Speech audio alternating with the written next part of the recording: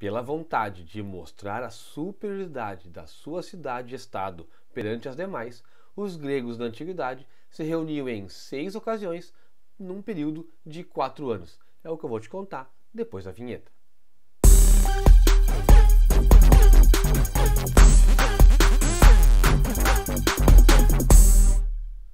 Fala galera do esporte, todos bem? Eu espero que sim.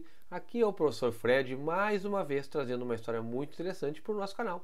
Era uma vez o esporte. E hoje nós vamos ver qual a importância que os gregos davam para os seus jogos esportivos, que não existiam só os olímpicos, como a gente viu. Aliás, era tanta importância dada, existia um período de treino, eles se importavam muito com isso, que o campeão da prova de estádio, a considerada mais importante de todos os jogos, de todas as competições, ele emprestava o seu nome àquele período olímpico de 4 anos.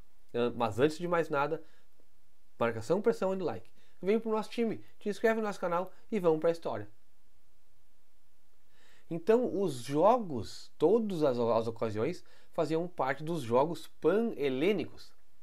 Os gregos, eles tinham um jeito peculiar de medir o tempo. E este tempo era medido por um ciclo de 4 anos. E nesses 4 anos aconteciam festivais religiosos e esportivos em 4 locais diferentes. Eles começavam pelos jogos em Olímpia, no templo de Olímpia.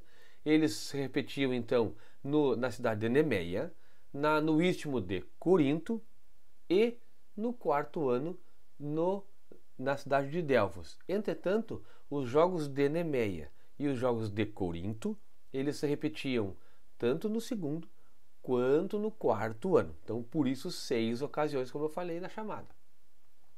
Mas como é que eles mediam esse tempo? Como é que era o ciclo olímpico de 4 anos? Então, o ciclo era como se fosse um ano novo. Ele começava na 2ª lua cheia, após o solstício de verão, ou seja, logo que começava o verão no hemisfério norte, então começava o ciclo olímpico. Então, como é que eles faziam a medição de tempo? Eles tinham o ano 1 da Olimpíada, eles tinham o ano 2 da Olimpíada, o ano 3 da Olimpíada e o ano 4 da Olimpíada. Eles não tinham aquela divisão 776 a.C., 75, 74, até porque nem tinha como fazer isso, obviamente. Então eles mediam esse período de 4 anos, ano 1, 2, 3 e 4 da Olimpíada. Então, em Olímpia, começavam os jogos. Tinha os Jogos Olímpicos no ano 1, em homenagem a Zeus. Então as provas eram o estádio, o duplo estádio, o dólico, o disco, o dardo, a luta e o salto de distância, separados e juntos na forma do pentátulo. A corrida de hoplitas, o pancrácio, o boxe e a quadriga, corrida de bigas com 4 cavalos. E a premiação eram ramos de oliveira, uma coroa de ramos de oliveira. Já em Nemeia ocorriam os jogos nemeus, que aconteciam nos anos 2 e 4 do ciclo, em homenagem a Zeus e a seu filho Hércules. E nesse evento havia então o pancrácio, a luta, o estádio, o duplo estádio, o dólico, corrida de hoplitas, a quadriga e o boxe também. E a premiação eram ramos, uma coroa de ramos de aipo selvagem. Já nos jogos istmicos, também nos anos 2 e 4, obviamente não no mesmo período que os jogos nemeus, mas tinha uma distância entre eles. Então, nos jogos istmicos, no istmo de Corinto, em homenagem ao deus Poseidon. E nesta ocasião aconteciam as corridas de estádio, duplo estádio, o dólico, a luta, o boxe, o pancrácio e a quadriga. E a premiação era uma coroa de ramos de pinheiro. E aí existiam os jogos píticos na cidade de Delfos, sempre no 3º ano, em homenagem ao deus Apolo. E nessa ocasião era muito parecida com os Jogos Olímpicos. As 3 provas de corrida, o estádio, duplo estádio, o dólico, o dardo, o disco, a luta, eles separados, eles juntos, que era o pentátulo, além do boxe, do pancrácio e da corrida de hoplitas. E os vencedores ganhavam então uma coroa de ramos de louro. Tempo extra. Os homens, os gregos livres e sem nenhum problema com a lei, eles competiam em todos os eventos, e a característica deles era que eles estavam nus, todo mundo pelado competindo assim. Entretanto, em 2 ocasiões, as mulheres poderiam participar. Em Olímpia existia a Heraia, uma competição em homenagem à deusa Hera, num período posterior à competição dos homens. Entretanto, nos Jogos Píticos, as mulheres competiam no mesmo período. Entretanto, elas só tinham uma prova, a prova do estádio.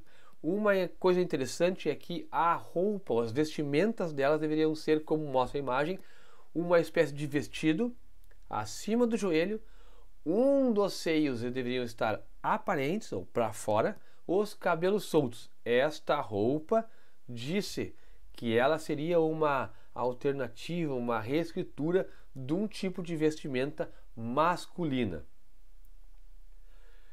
E todos esses registros começaram com um escritor, né, da Elis, que é o nome dele é Hípias, então Hípias de Elis. Ele começou os seus registros, né, com os vencedores a partir de 776. Existe uma corrente de historiadores que só não consegue provar que existiam competições anteriores. Entretanto, não foram achados até o momento registros com nomes e provas de outros campeões. Aliás, só existem registros dos campeões. E como eu disse lá no início, quando do nascimento não existia ano, não existia dia da semana, dia do mês e nem mês.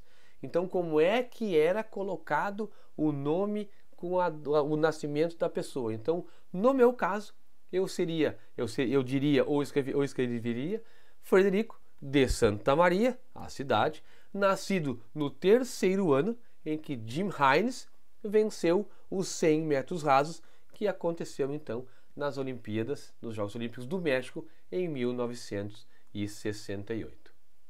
É isso aí, galera. Vocês viram a importância que eles davam aos Jogos Olímpicos, justamente porque os campeões tinham o seu nome registrado na história, além de terem, como eu falei no outro vídeo, estátuas e alguns outros benefícios, além do vencedor da prova de estádio, o equivalente hoje à prova de 100 metros rasos, ele daria o seu nome àquele período de 4 anos, ok? Então foi um prazer estar aqui com vocês. Muito obrigado por assistirem o vídeo. Um abraço, fiquem bem, se cuidem.